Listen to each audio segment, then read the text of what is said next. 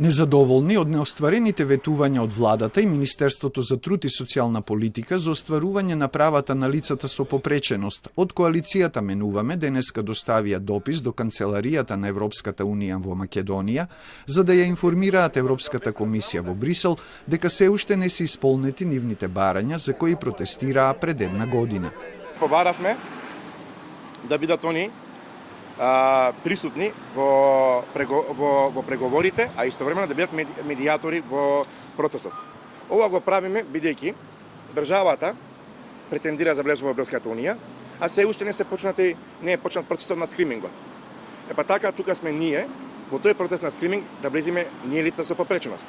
Создавање на регистар на деца и лица со попреченост, намалување на старосната граница од 26 на 18 години за лицата со хендикеп да остварат додаток за попреченост, социјална помош и туѓа нега, натовар на Фондот за здравство слепите лица да добиваат ортопедски и други помагала и покачување на додатокот за попреченост и посебниот додаток за 35% согласно просечната плата се барањата што ги искажаа од коалицијата. Новото барање за покачување на додатоците од 35% од Менуваме го објаснуваат со неисполнетото ветување од лани за зголемување од 15% и со актуелните поскапувања. Посебни суплементи кои што не ги има на позитивната листа во нашиот систем во здравството, едноставно мораме да ги купиме од приватните со сопствен џеб, тоест. Со кој што секој лек кошта испод 1000 денари, не е. Така да трошоците на месечно ниво за едно дете, доколку имаш едно дете во семејството, ќе ти изледат околу 30.000 денари. Од Министерството за труд велат дека Фондот за здравство им обезбедува на лицата со хендикеп ортопедски помагала бесплатно преку инвалидските организации.